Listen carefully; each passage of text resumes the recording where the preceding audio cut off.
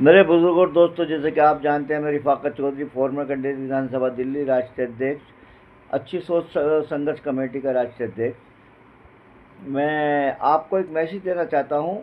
ज़्यादातर मैं चाहता हूँ कि हमारे जो मुस्लिम भाई हैं, जो जितना आप इनसे तुम कह, जब तुम्हें पता है सेंटर में बीजेपी है, दिल्ली में बीजेपी है, और आरएसएस हो या कांग्रेस हो या आम आदमी पार्टी हो, को कांग्रेस कह रहा हूँ, ये जितनी पार्टी मनोवादियों की, सब एक ही सिक्के के सारे दो पहलू हैं। आप जितना इनसे कहोगे इसको रद्द करो, इसको ये करो, उसको करो, उतने जो है वो करेंगे और आपको जो है मिसगाइड गुमराह करेंगे और उसका फ़ायदा उठाएंगे। इसलिए मैं ज़्यादा ना बोलते हुए इतना ही कहूँगा, रिफाका चौधरी, आपसे निवेदन करता हूँ, कल जुमे का दिन है, बाल विद्या का दिन है, माशाल्लाह अपना दिमाग जो है वही इबादत की तरह लगाएं और ये जो रूहानी ताकत है इसको बढ़ाएं। ये तो हरकतें होती रहेंगी, जो भी आएगा वो तो नया नया मिसगाइड गुमराह करता ही रहेगा।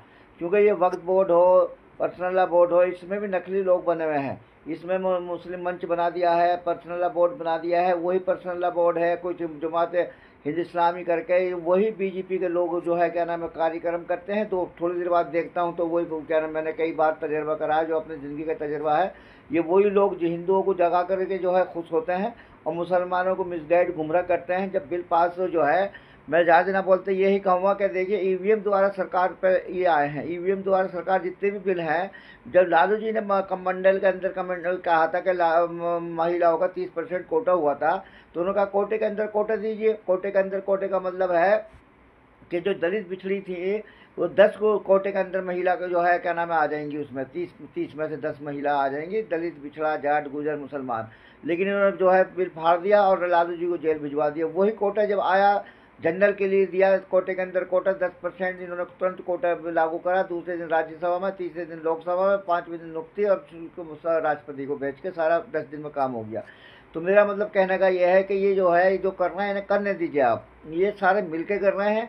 80% हिंदू हमारे दलित हैं, पिछड़ा है, जाट है, गुजर है, उसके दिमाग को डाइवर्ट करके ये चाहते हैं कि हम जो हिंदू मुस्लिम पाकिस्तान कश्मीर, इसको दिमाग को डाइवर्ट करे जाए, लूटे जाए और खसोटे जाए और माल विदेशों में भेजे ना। अंबानी है, टम्बानी है, जितने अडानी है, ये जितने भी लोग हैं, इनकी पॉलिसी है ईवीएम द्वारा सत्ता पे काबिज हुआ है, ईवीएम द्वारा सरकार है। ईवीएम भारत सरकार तो है नहीं है, ईवीएम द्वारा सरकार है। इसलिए मिसगाइड ना हो, गुमराह ना हो। आज इनका राज है, कल को जो हो सकता है, क्योंकि जब ये चाहते हैं कि 10% लोग जो हम 700 पर हुकूमत करें, तो बेवकूफ़ तो है नहीं। जब ये 10% लोग जो 80% को बेवकूफ़ बना सकते हैं, तो लोग तो जाग चुके हैं। अब इनके पास ना तो जनता है, ना इनके पास डंडा है, सिर्फ इनके पास ईवीएम है और क्या नाम है मीडिया है। एक के पास मीडिया है, एक के पास ईवीएम है, और इनमें कोई जान है ना। जिस दिन जनता को ऊपर ये तेल लगा लिया लालू की तरह, डंडे में चैन लग गया जनता, तो इनको पता चल जाएगा कि जनता होती क्या चीज़ है। जनता की ये नहीं सुन रहे, किसान की ये नहीं सुन रहे, मजदूर की ये नहीं सुन रहे, मजलूम की ये नहीं सुन रहे, मुसलमान की ये नहीं सुन रहे, दलितों की ये नहीं सुन रहे, ये किसी की नहीं सुन रहे। इनको इतना कॉन्फिडेंस अपने ऊपर हो गया है कि हमारे पास तो ईवीएम है। एडानी है, 40-40 लाख मशीनें रखी हुई हैं, वो उसको ट्रांसफर कर देता, वो उसको कर देता।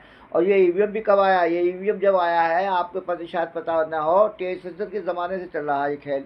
जब वीपी सिंह ने इजरा से चिट्ठी निकाली और निकाल करके उसने दिखाया, 11 महीने अपनी भारत सरकार बना के दिखा दी बैलेट पेपर से, तो इनके दिमाग में डाइवर्ट हो गए कि हम कैसे दलितों पर, पिछड़ों पर, इन पर राज करेंगे। तो इनका दिमाग जब ही चल गया था मनोवादियों का।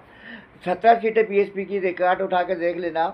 मैं तो मदरसे का पढ़ा हुआ हूँ, इतना वीआईपी नहीं हूँ, लेकिन मैं आपको याद दिला दूँ, 17 सीटें जब बीएसपी की दलित पिछड़ों की यहाँ पर आई, तो इन्होंने तुरंत केजरीवाल को ले आए और आरएसएस से धक्का लगवाया और आरएसएस वालों ने ला करके उसको सीएम बना दिया।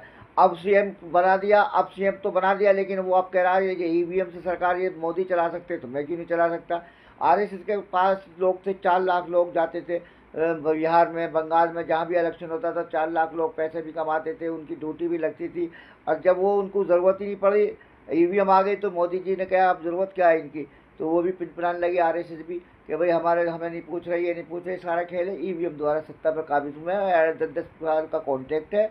और अगर आज सरकार चला रहे हैं तो ये कौन चला रहा है? ये शरद पवार चला रहा है, अडानी चला रहा है, और अमित शाह जो जितने भी हैं, ये सब, ये भारत सरकार नहीं है, ये ईवीएम सरकार है। इसलिए मैं कह रहा हूँ, आज ये दिक कर रहे हैं, बिल पास कर रहे हैं, ये अनऑथराइज बिल है मेरे हिसाब से। तो अगर हमारे जैसा कभी जुडिशरी में या इसमें आएगा, प्रशासन में, मशीनरी में, हमारे जिस दिमाग के लोग आएंगे, तो हमें सब पता है क्या कर रहे हैं। हम वैसे बेवकूफ़ नहीं है, हमें भी जब जाल फर्नांडीज हो, हरकेवल प्रसाद हो, समझे, नीतीश कुमार हो, लालू जी हो, हमारी भी गिरफ्तारी है दिल्ली से बम्बई तक।